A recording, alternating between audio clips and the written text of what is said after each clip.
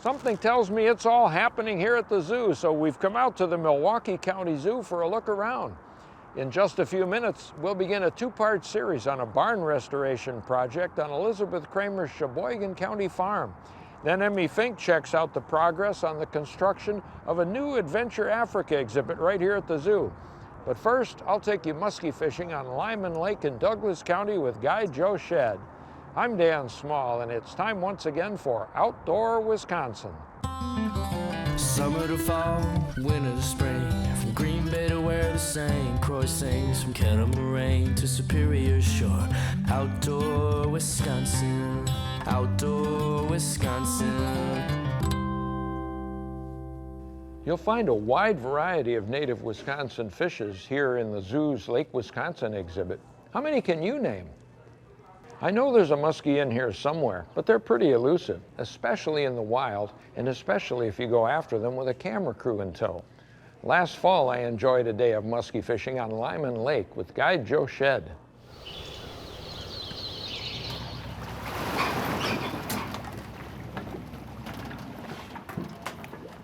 Okay. I'm out today on Lyman Lake in Douglas County with Joe Shead. He's an outdoor writer and a guide. And Joe, I like the name of your guide service, Muskie Doom. Muskie Doom, yeah. We try to doom the muskies, but a lot of times it's the anglers who are doomed, but we do the best we can. Oh, well, I hope we're not doomed today. And operating our camera boat is Craig Mazurek, and he'll be fishing too, so no telling which one of us will bring a fish in. We hope to get some action. What's the plan here today? Well, the plan is Lyman is kind of known as a numbers lake, so hopefully, having said that, hopefully we can get something in the boat today. It's a native population of muskies. This is one of the 3 lakes in Douglas County where muskies were native, and it's got a long history of muskie fishing. And then there's also quite a few tiger muskies out here too. Oh, so cool. Maybe we'll get a shot at a tiger. All right. Well, I brought my fly rods, and I'm going to actually try that because it's nice and calm. But you like to throw bucktails, right? Yeah, usually, yeah. Well, Joe, this is a fly my brother ties called a hog frog. Okay. H-A-W-G-F-R-A-W-G. I'm going to use that a little later. I'm going to start with an Enrico Puglisi. Hard to pronounce his name. These are saltwater flies. It looks like a perch, but boy, the muskies really love them. It's easy to cast. I'm just going to throw this white marabou bucktail by Big Tooth, and it's brand new out of the package, so we'll put her to the test today. All right, well, I just took this fly out of the package too, so. Perfect. A couple of virgin baits, and we'll see if we got any hungry muskies out there. Sounds good. So what have we got here? We've got a bulrush bed out here, and there's going to be some submergent weeds out there. It's real dark water, so it's only about a 3-foot weed line. Mm-hmm. So we're in 5 feet right now, so we'll get up there a little closer and see if we can't put one in the boat. All right. So what are they doing in here this time of year, Joe? Well, as the waters start to cool down a little bit, they should be kind of coming shallower, starting to kind of, we're not in that classic fall stage yet, but we're kind of coming up on it, where they should really start to eat here quite heavily. So I'm hoping that they'll be up shallow and starting to really feed. This whole lake is only 15 feet deep, so they're always fairly shallow. But and there's not a lot of weeds. It's dark enough. We've got a 3-foot weed line, and there's not a lot of areas that are shallow enough to provide weeds. So this is one of those spots. So it's usually, there should be a lot of bait fish up here too. So, well, let's see.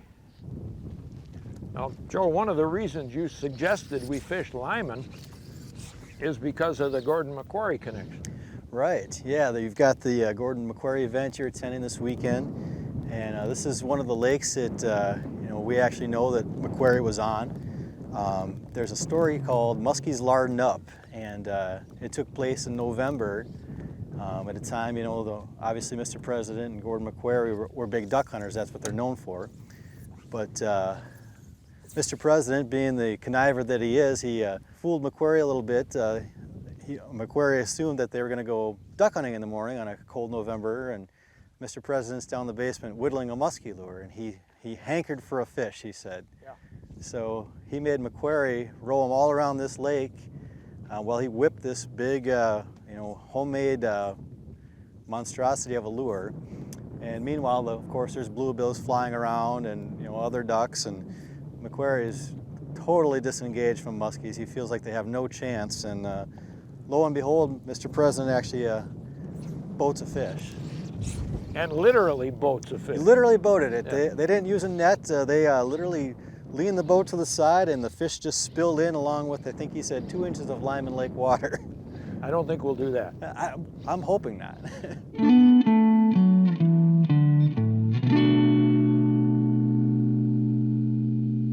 I guess the wind's kind of picked up a little bit, which is kind of made it a little tough to fly fish. And I've been fishing for a while. Had one hit. Haven't got anything in the boat yet, so we're going to try a little bit of kryptonite here. We're going to try suckers.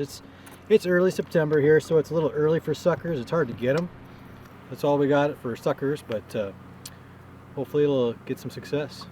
All right, we're going to drag that. Just going to kind of drag it bobber? behind the boat and see what happens. But we can still cast. We're still going to cast, yeah. All right. Yeah.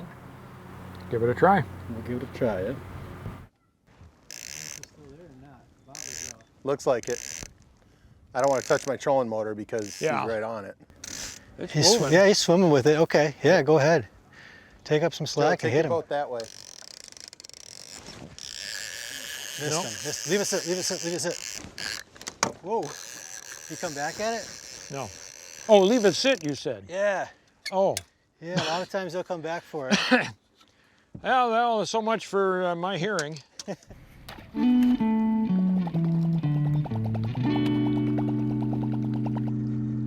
I hate to say it, but it's another day of muskie fishing with no muskies in the boat. Joe, we really gave it today and had some action. We tried. We had a couple of fish hit and had a sucker hit, and just didn't happen. But I guess that's muskie fishing. Yeah, I guess so. Well, would you have me out again? Anytime, but make sure next time you just leave that camera bit at home. Okay, you hear that, guys? So you really think the camera's a jinx, huh?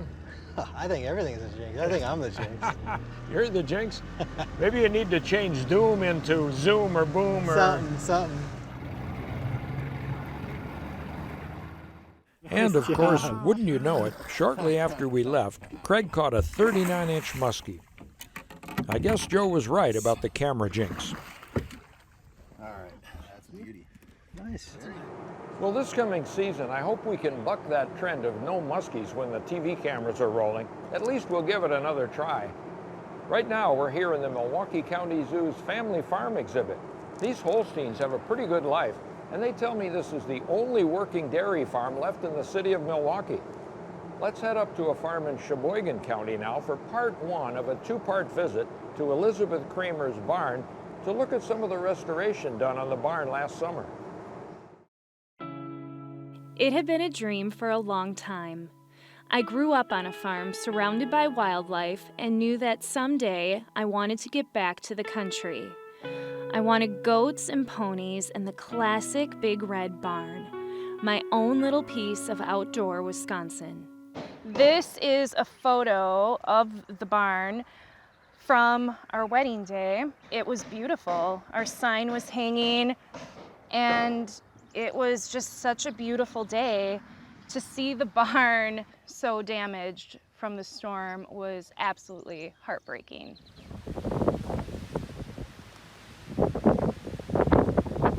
The barn was damaged on August 28th of last year.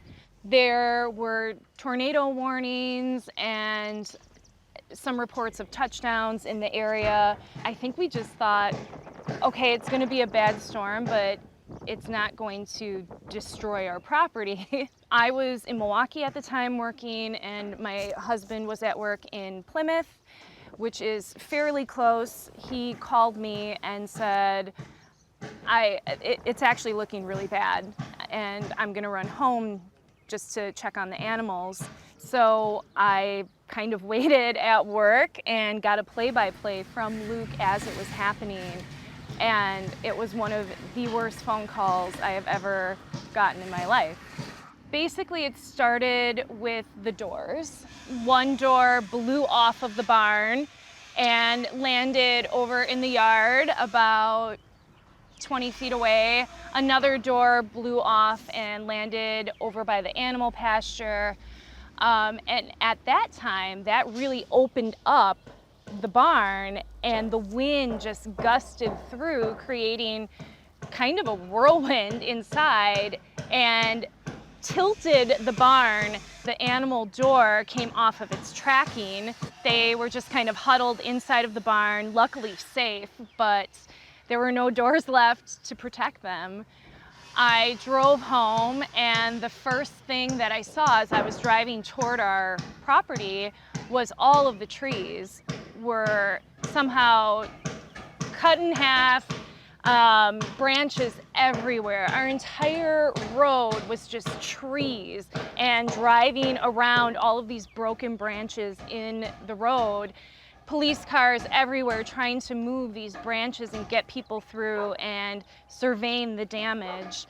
It was terrifying. Luckily, the barn was standing and our animals were okay, but then you just kind of realize that now you have so many issues.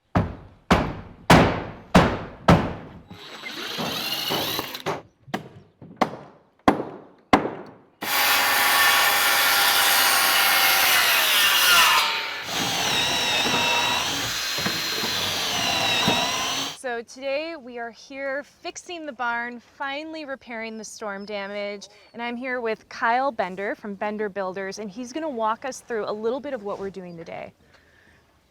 Go ahead, Kyle. Okay. Well, first we're starting here with removing the old doors. That was kind of the start of the problem with the storm. The wind came and actually pushed two of the doors in. As you can see, the bottom is actually stuck onto the barn floor. And in the process, it damages the track and the rollers. So we're taking the old doors down. And new tracks, correct? Yep, exactly. And that's actually on the trailer here. I don't know if you want to see what it is, but it's actually a galvanized covered track, so it keeps the water out, and it's totally enclosed, and the rollers actually slide, through the end of there. Now, how is this different than the rollers? We had old-fashioned wheel rollers up there. Right.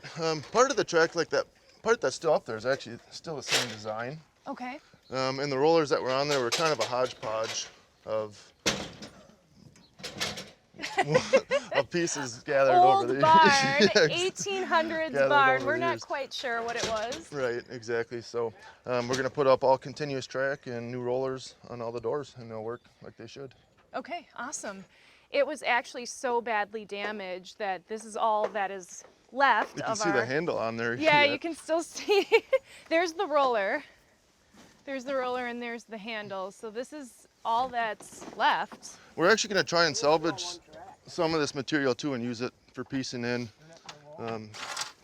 parts of the siding that are missing. It's actually a shiplap, which is hard to replicate. We actually make it because you can't really buy it anymore. Yeah, and then as you can see, boards are blown off here too. And it's the same thing when the doors get blown in, the wind gets into the barn and it doesn't have anywhere to go. So it exits however it can. It blows boards off or takes walls out. And it actually shifts the structure. If you eyeball down the length of this barn, you can actually see it's leaning pretty good this direction. Coming along to the east side of the barn is where the wind really started to tilt things. It actually pushed this corner post away out. It actually exited here, shifted the sill, corner post, everything out, which in turn took the rocks with it. So we have our jack up here. We're going to raise this corner up to the proper height and relay these stone with a lime mortar mix and tuck point that up, and it'll be as good as new. Okay. So and you can actually get a view from here. The barn has actually shifted this direction to the south a little bit as well, which is not near as common as sideways. Lengthwise is hardly ever do barns lean that direction, but there was enough of a force that it just shoved the whole thing over. So we're going to attempt to pull that back, get that straightened out and braced up as well. This is actually 3/8 inch aviation cable that we use, and we installed this last winter again when we were talking about the barn shifting. We installed that so that it would make it through the winter and a snow load on the roof wouldn't collapse it. These are big come-alongs that we use, and this is how we pull things back together. We probably have about a dozen of these in here at a time. Okay. Just to pull it back plumb and also pull it together. And literally pulling from either side, right? So this is hooked up to a cable? Exactly, to the loop on this cable here, or chains. We use chains a lot, but since we were leaving equipment in, we actually clamped off the cables. But it would hook to this loop and then up at the other end, and then it just cinches together. Okay. So by doing that, it shortens the distance between the rafter plate and the sill plate, and it plumbs the building. It's literally holding the barn together. Yeah, exactly, exactly. And it's pulling it together so that it pushes the roof system this direction, which straightens it out. So today, you guys are going to be taking this out? Yes, today we will. We brought actually 4x4 bracing as what used to be here, but fell out as the barn shifted. And we'll put those back in. We'll probably add a couple extras and then re-nail the existing, just to give it a little added reinforcement. Okay, sounds like a plan.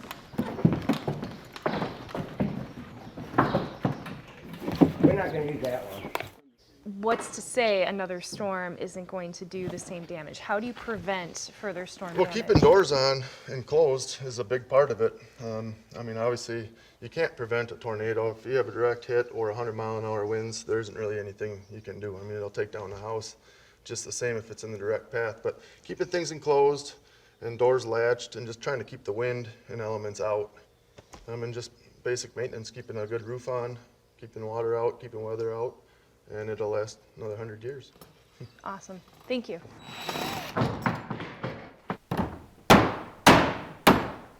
Day one of the barn repair has come to an end, but we'll be checking back in a few days to see how this project wraps up.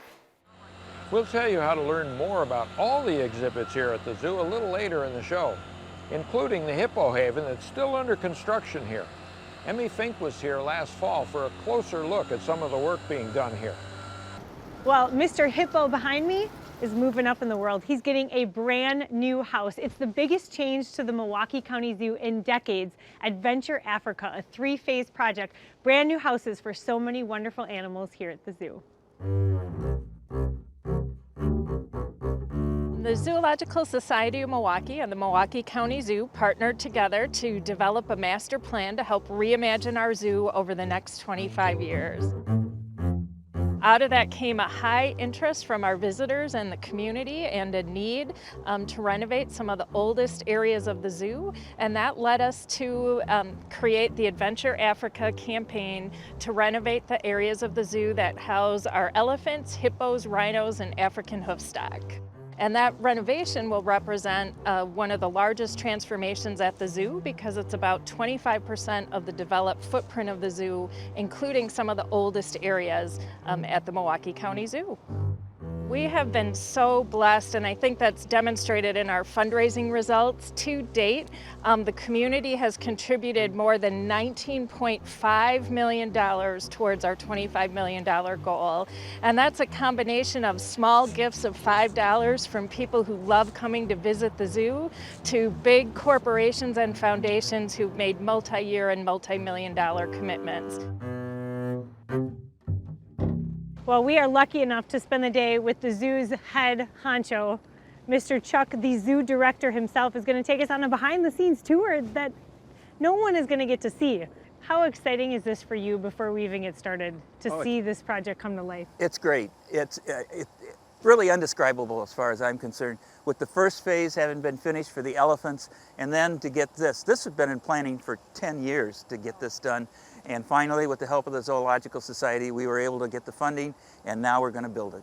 One of the spectacular things from a zoo aspect is all of the plumbing that is in this exhibit. Just notice the number of pipes, the number of valves.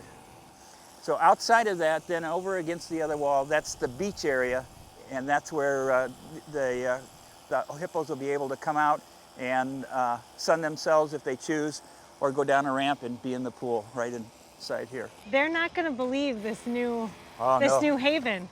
It's perfectly named, the Hippo Haven. It's going to be great for them. This wall that you see right here that goes back and forth at an angle, that's the foundation, and that's where the glass will sit. So the pool will be a few feet just below that, and you'll see the top like 6 or 7 feet of the pool. Okay, and this is so important because up to 16 hours a day, these hippos are spending underwater, and now yes, zoo lovers are going to be able to actually see what's going on. Before, in the small pool that they had, you might see their ears and their nose come out, or the hump on their back, and that's about it. Right. Or if they were out eating hay. But this, you'll be able to see them. See that they're not actually swimming, they're kind of walking along the bottom of this. And we've got certain rest areas that are raised rockwork, so they'll be able to sit or lay right on top of that rock and just be comfortable, and then just lift their head up if they want, or just lay there. So we've just left the sidewalk where the visitors are going to be. They'll be able to look in at the beach and then at a few other areas, little scenic turnouts we call them. Then you'll come into the exhibit area this way. Okay. And over here we've got some photo opportunities. They're actually artificial hippos, so to speak, that appear to be partially submerged. One of them has its mouth open and you can see the tusks and everything, so kids can run, cool. get inside of that, have their picture taken, or sit on top of them. So love it. Got to always have something fun in the exhibit.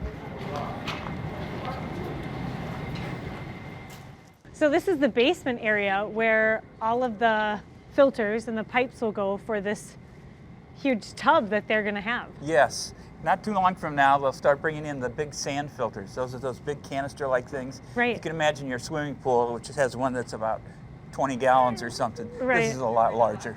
But we'll put a series of about 5 of those right along this wall, and controls will be right here. That's what they're running all of this electrical conduit underneath the floor right now to help control it. The plumbing has already been installed and is buried, and early next week they'll come in and they'll pour a concrete floor over this entire surface. We have special equipment that is being built just for us that really is like a filter in itself to the heavy particles of the manure. Sure. Will get filtered off, augured out into containers, and then we'll come back over to this area and then be lifted outside. Something that you've never had in the past. Right. Wow. This is all brand new.